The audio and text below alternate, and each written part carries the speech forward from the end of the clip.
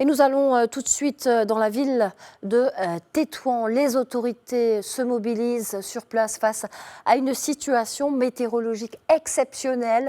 La direction générale de la météorologie a placé aujourd'hui, vous le savez, nous l'avons dit, les provinces de Tétouan, mais aussi celles de Chefchaouen en vigilance rouge avec des cumuls de pluie qui pourraient dépasser les 150 mm. Des opérations d'évacuation préventive sont en cours afin de protéger les populations exposées au risque d'inondation liées à la montée des oueds. Nous retrouvons nos envoyés spéciaux. Nous allons commencer par la ville de Tétouan avec Younes Benzineb qui se trouve donc sur place et nous retrouverons tout à l'heure Rachid Farhan dans la province de Sidi Slimane. Younes Benzineb, bonjour. Est-ce que vous m'entendez, malgré la situation? Bonjour Nadia. Younes, est-ce que vous pouvez nous décrire la situation exacte à Tétouan et les chiffres officiels concernant les évacuations?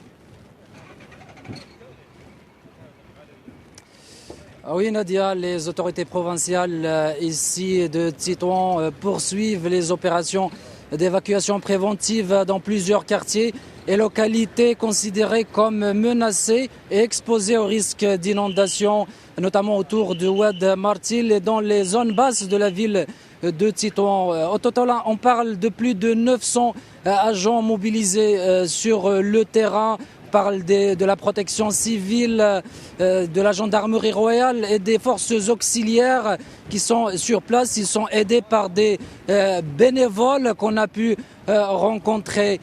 Ils sont aidés par plus de 250 unités mobiles, des camions de pompage, des bulldozers et des équipements et des engins spécialisés. Les autorités ont commencé les opérations d'évacuation préventive hier, juste après l'annonce du bulletin météo rouge.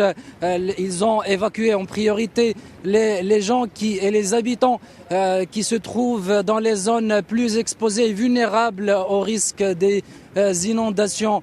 Ces opérations se déroulent bien évidemment en coordination avec le comité de surveillance et de suivi présidé par le gouverneur. L'objectif est d'anticiper toute montée dangereuse des eaux à l'image de ce qui s'est passé à Qsar el-Kbir et Sidi Qassam. Pour l'autre question concernant le nombre et les chiffres, les autorités parlent de plusieurs centaines de personnes évacuées. Ce chiffre, bien entendu, s'inscrit dans une dynamique de mobilisation au niveau régional. Selon le ministère de l'Intérieur, plusieurs milliers de personnes ont été déjà évacuées dans plusieurs zones exposées au risque des inondations dans les provinces du Nord. Ces familles et ces personnes évacuées ont été dirigées vers des centres d'accueil équipés. Et bien dans ces centres d'accueil, les autorités veillent à fournir la nourriture, les soins médicaux et l'accompagnement psychologique, notamment pour les enfants, les personnes âgées et les personnes vulnérables. Alors beaucoup de mesures, Younes Benzineb, effectivement, j'espère que vous m'entendez. Malgré la situation, beaucoup de mesures exceptionnelles en raison de cette situation exceptionnelle avec un accompagnement psychologique, notamment pour les enfants. Quelles sont les autres mesures et peut-être aussi les consignes qui sont données en parallèle pour les prochaines heures aux populations? Si vous m'entendez, Younes Benzineb. Ah oui Nadia, ce que je peux dire, c'est que d'après ce que nous avons vécu et vu sur le terrain, les efforts des autorités ne se limitent pas forcément aux opérations d'évacuation. Il faut dire que dès les premières heures, un dispositif d'urgence renforcé a été mis en place. Il concerne plusieurs mesures. Les équipes techniques ont procédé aux opérations de nettoyage des canaux de drainage des eaux de pluie afin d'éviter l'accumulation des eaux de pluie.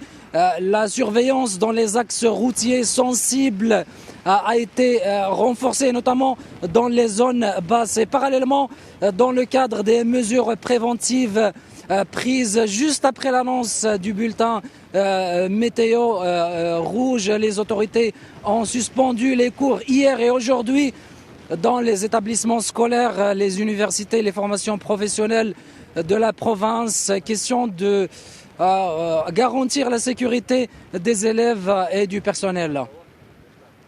Merci infiniment Younes Benzineb d'avoir répondu à nos questions. Je rappelle que vous êtes envoyé spécial dans la ville de Tétouan et bon courage pour la suite. Également sous les eaux, la province de Sidi Slimane, où nous rejoignons également notre autre envoyé spécial Rachid Farhan qui est à Qaïdet Msaada dans le lycée Tariq Ben Ziyad, converti en centre d'accueil. Rachid, bonjour. Bonjour Nadia. Alors vous êtes, Rachid, actuellement dans un centre d'hébergement temporaire. Où se situe-t-il exactement et combien de personnes y sont prises en charge?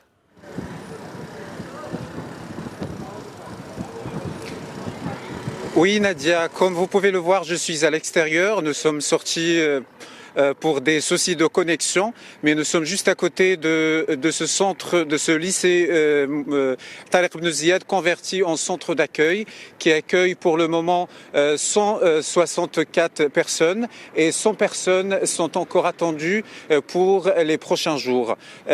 Donc les évacuations ont concerné plus de 5 douars relevant de la commune de Oulad Hussein.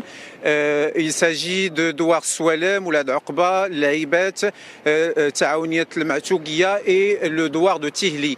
Selon les informations que nous avons pu accueillir ici auprès des responsables du centre, 100 personnes sont encore attendues. Donc il y a des tentes qui sont installées ici à l'intérieur pour accueillir les personnes prévues pour les prochains jours. Les 2 étages du lycée accueillent pour le moment donc dans les classes converties en chambres et en centres d'accueil pour donc les personnes évacuées des douars. Quelles sont, Rachid, les principales formes d'assistance mises en place pour ces familles?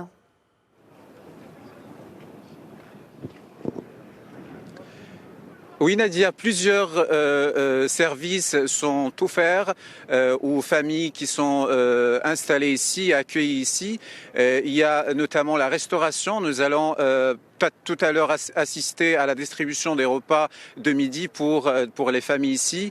Il y a aussi le service médical où des médicaments sont distribués pour les personnes atteintes de maladies chroniques, mais aussi des maladies liées à la saison hivernale.